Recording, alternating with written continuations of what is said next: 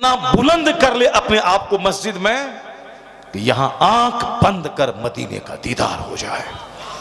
سرکار اعلیٰ حضرت رضی اللہ تعالیٰ عنہ کی سوانح عمری میں ایک چیپٹر آیا ہے کہ آپ کا ایک خلیفہ عالم دین دیکھا کہ آپ حجرے میں ہیں، پھر اس کے بعد پردے سے دیکھا، جھانک کے تو دیکھا اندر میں آپ نہیں ہیں، پھر اس کے بعد دیکھا آپ اسی حجرے سے باہر آئے، پریشان ہو گئے، کہا پاؤں پکڑ کر حضور بتانا ہوگا آج یہ راز کیا ہے۔ میں نے آپ کو کمرے میں دیکھا، پھر میں نے نہیں دیکھا، پھر میں نے اسی کمرے سے باہر نکلتے ہوئے آپ کو دیکھا، دماغ میرا خراب ہو رہا ہے حضور، میں آپ بتائیں کہ آخر یہ کیا چیز ہے، میں پاگل ہو رہا ہوں، سمجھائیں یہ راز کیا ہے۔ آپ نے کہا کہ بس آم کھائیے پتے مت گنیے۔ کہا حضور وہ سب درست ہے لیکن بتائیے کہ یہ کیا ماجرا ہے۔ پاؤں نہیں چھوڑوں گا، چونکہ وہ بہت بڑے عالم تھے، آپ کے چہیتے مرید اور خلیفہ تھے۔ اعلیٰ حضرت نے ان کو کہا الحمدللہ اللہ کے فضل سے اسی کمرے سے ہر جمعہ کی رات کو میں یہاں سے مدینہ منورہ جاتا ہوں۔ اللہ حسن، اعلیٰ حضرت کوئی معمولی عاشق نے، معمولی عالم دین کا نام نہیں ہے، عاشق رب، عاشق رسول کا نام ہے، ولی کامل کا نام ہے، قطب الارشاد کا نام ہے، نائب غوث اعظم کا نام ہے، ولی کامل کا نام ہے۔ یہ شریر قسم کے لوگ اول فول بکتے ہیں، رضا خانی تو یہ تو وہ فلاں۔ ایک بدتمیز ہے، وہ ہم کو بولتا ہے کہ سڑا ہوا رضا خانی ہے، معاذ اللہ، ہزار بار معاذ اللہ۔ وہ خود بدتمیز ہے، دھتکارا ہوا ہے، راندہ درگاہ ہے۔ اعلیٰ حضرت جیسے عاشق رسول، نائب غوث اعظم، آج بھی ان کی کتابوں کو پڑھنے کے بعد دل روشن ہوتا ہے، کروڑوں آدمی کا ایمان محفوظ ہوتا ہے، مگر وہ بندہ اعلیٰ حضرت کو وہ گالی دیتا ہے، ان کے خلاف بولتا ہے۔ اعلیٰ حضرت فاضل بریلوی رضی اللہ تعالیٰ عنہ ایک سوکھا عالم نہیں تھے، نائب غوث اعظم تھے، قطب الارشاد تھے، شیخ الاسلام والمسلمین تھے۔ یہ کتنا بلند کیا اپنے آپ کو کہ اپنے حجرے سے مدینہ جا رہے ہیں، مدینہ پاک سے واپس آ رہے ہیں۔ اعلیٰ حضرت کا بیٹا مفتی اعظم ہند رضی اللہ تعالیٰ عنہ بریلی کا ہی ایک نواب راحت جان تھے، وہ ان کی تمنا تھی کہ جو غوث پاک کا اس وقت دنیا میں نائب ہے میں اس سے مرید ہوں گا۔ اب وہ سامنے بہت سارے بزرگان دین کا چہرہ تھا، لیکن وہ چاہتے تھے اور اچھا مل جائے، اور اچھا مل جائے، اور اچھا مل جائے۔ اسی تلاش میں بریلی کے نواب صاحب بغداد شریف چلے گئے، بغداد کی گلیوں میں گھومتے تھے، چونکہ جستجو تھی کہ غوث پاک کا نائب ملے، جستجو تھی، گھومتے رہتے تھے۔ ایک بار خانقاہ میں ایک بہت نورانی چہرے والے کو دیکھا، سمجھ گئے کہ ضرور یہ نائب غوث اعظم ہے، دل ان کی طرف مائل ہونے لگا۔ جب قریب گئے تو ان کو لگا کہ نہیں اور بھی اس سے اچھا مل جائے۔ جو محبت کا طوفان جگا تھا تھوڑا سا سرد پڑ گیا، اسی شوق میں بے چین تھے کوئی ملے کہ میں مرید ہو جاؤں، چونکہ وہ عام آدمی تو تھے نہیں، نواب صاحب تھے، نواب صاحب تھے، آج سے 100 سال پہلے کے، آج سے 50 سال پہلے کے نواب تھے وہ، نواب آدمی۔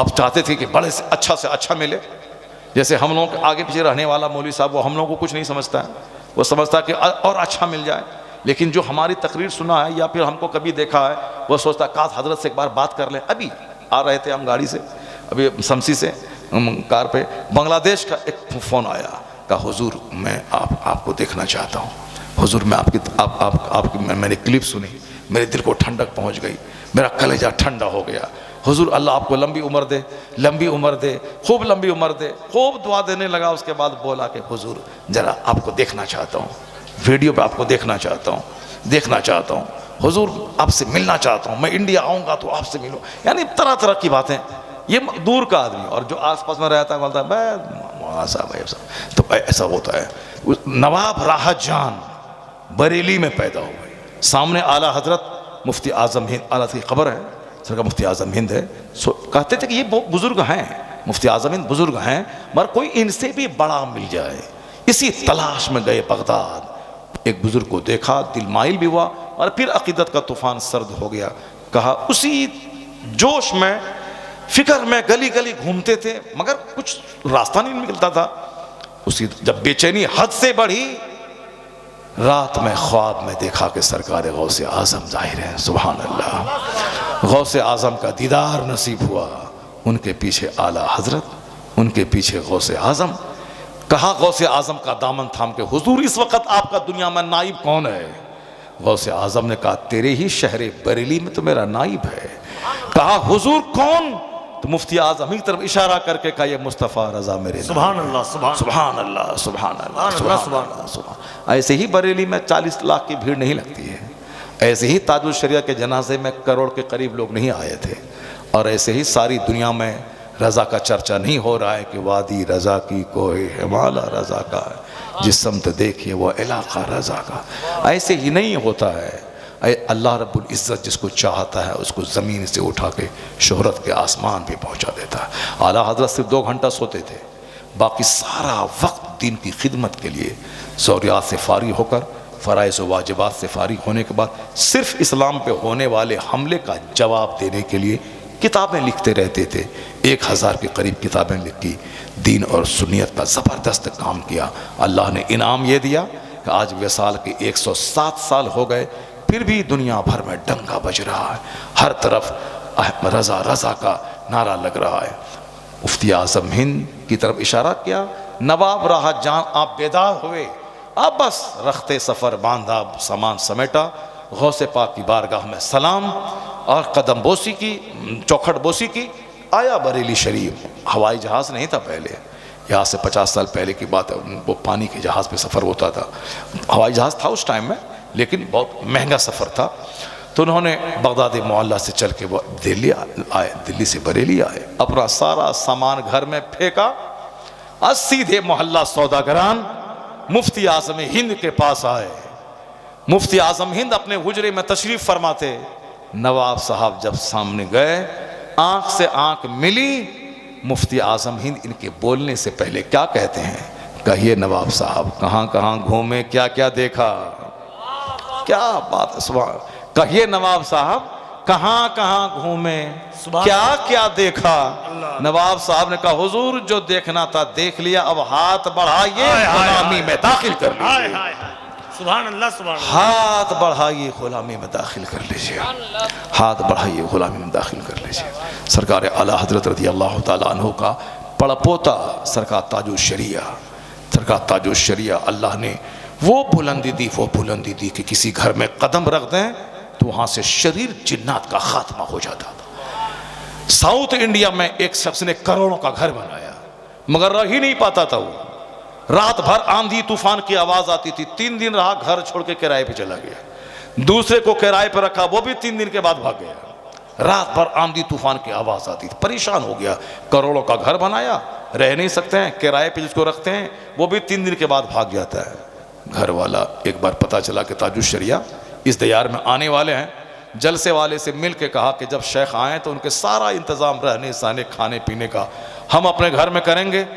جلسے والے نے کہا کہ ٹھیک ہے کرو. انہوں نے اسی نئے گھر میں, جس میں کہ وہ 3 دن رہ نہیں پایا, کرایہ دار نہیں رہ پاتے تھے, رات بھر آندھی طوفان کی آواز آتی تھی, بالکل جنات کا بسیڑا تھا. تاج الشریعہ تشریف لائے, نماز پڑھی عشاء کی, پھر آپ بہت دیر تک وہاں رہے, فجر پڑھی, جلسے میں گئے, وہاں سے آئے. آپ نے نہیں بریلی کا کیل کو پھوکا ٹھوکا. آج کل بریلی کا کیل پنڈوا شریف میں دیکھتے ہیں, وہ سب دکان میں لوگ رکھتے ہیں بریلی کی کانٹی, اور آج کل ہر عامل کے پاس ہے. بہت اچھی کانٹی ہے, بہت فائدہ اس سے ہوتا ہے, اس کو گھر کے کھٹے میں ڈالنا چاہیے.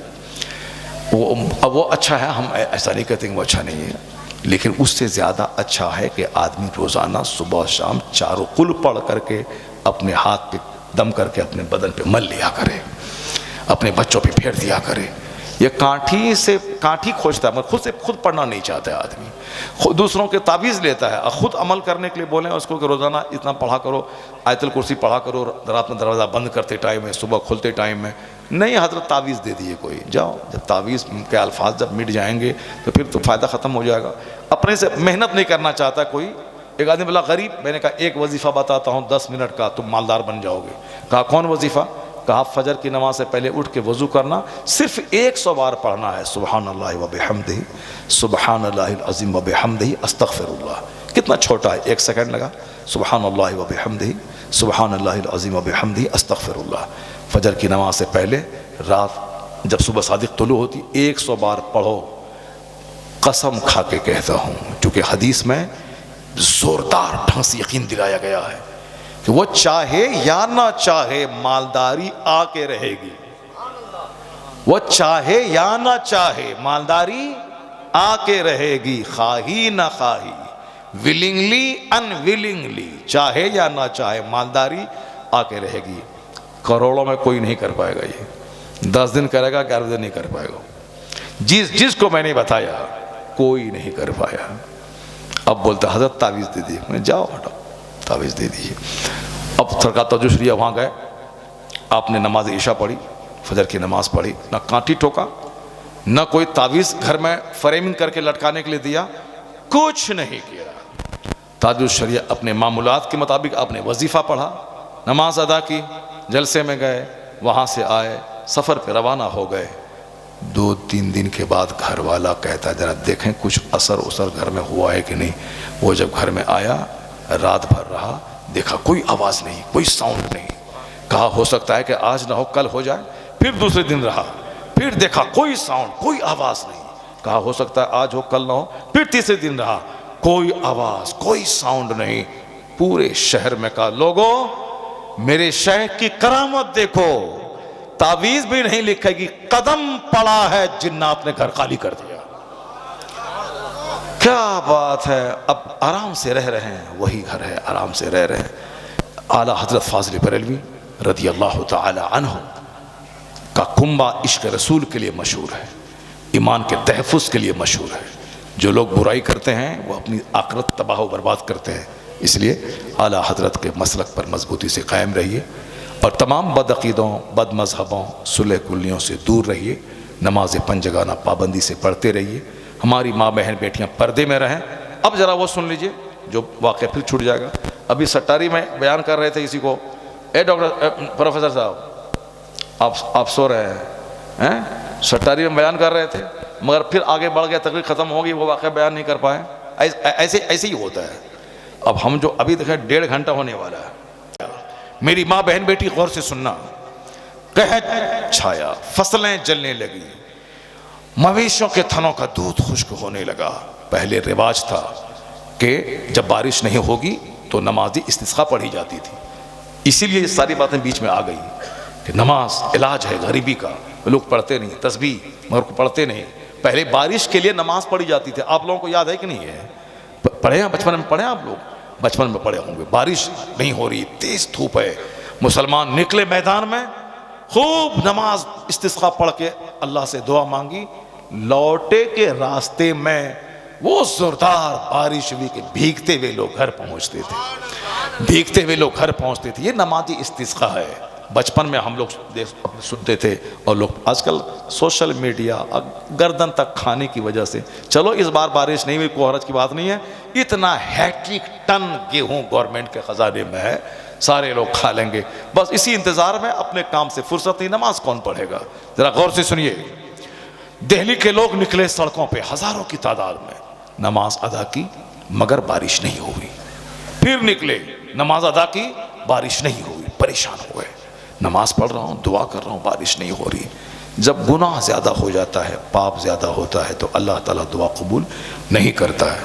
حدیث میں آیا ہے کہ جس عورتوں کے پائل کی آواز غیر مرد سنے،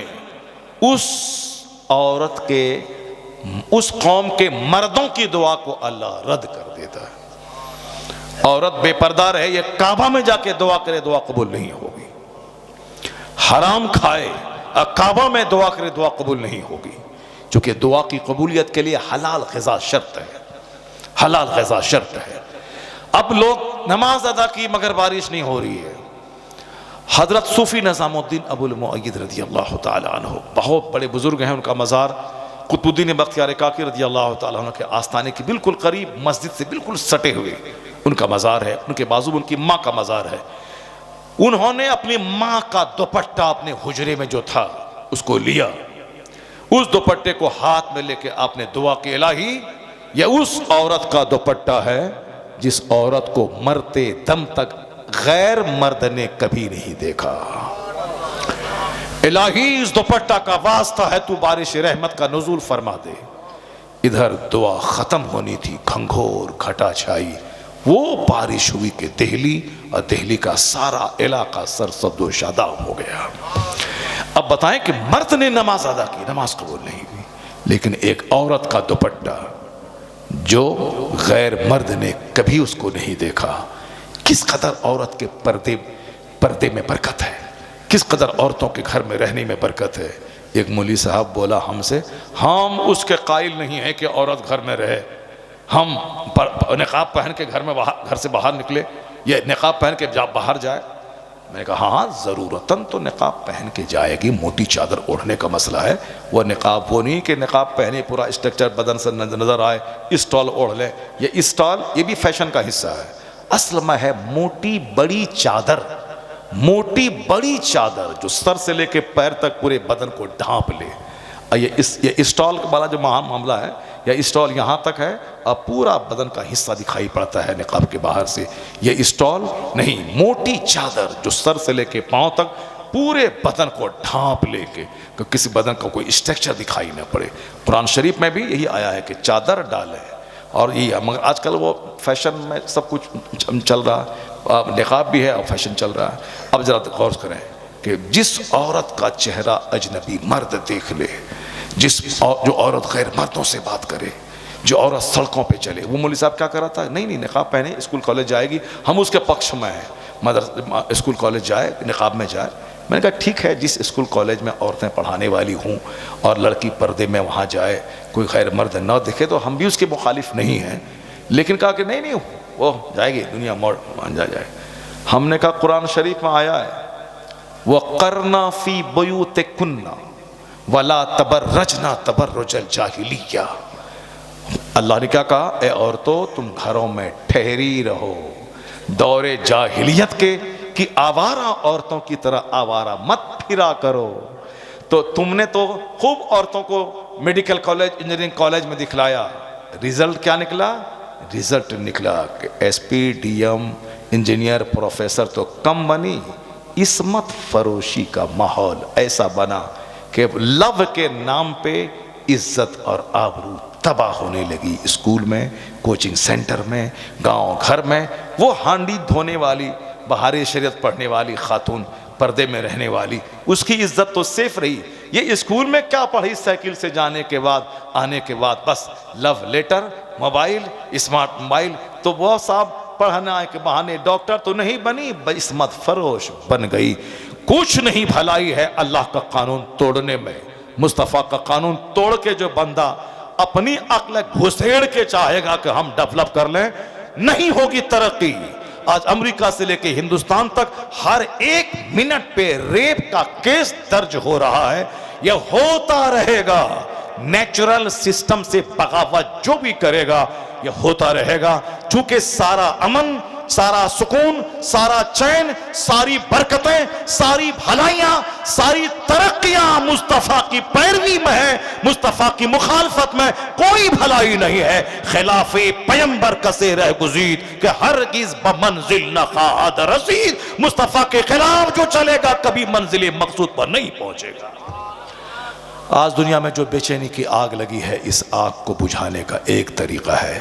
ڈاکٹر برنارڈ شاہ نے کبھی کہا تھا he must be called the savior of humanity. If a man like him were to assume the dictatorship of the modern world, he must succeed in solving its problems. میرے بچے تو کہے کون چلے گا اس مسئلے پر، اس زمانے میں کون چلے گا؟ برنارڈ شاہ، یورپ کا ہائیلی کوالیفائیڈ آدمی جس کی کتاب دنیا کی ہزاروں درسگاہوں میں چلتی ہیں. اس نے کیا کہا؟ اسلام کے پیغمبر مانوتا کے رکشک کہے جانے کے قابل ہے. If a man like him were to assume the dictatorship of the modern world, he must succeed in solving its problems. کیا کہا؟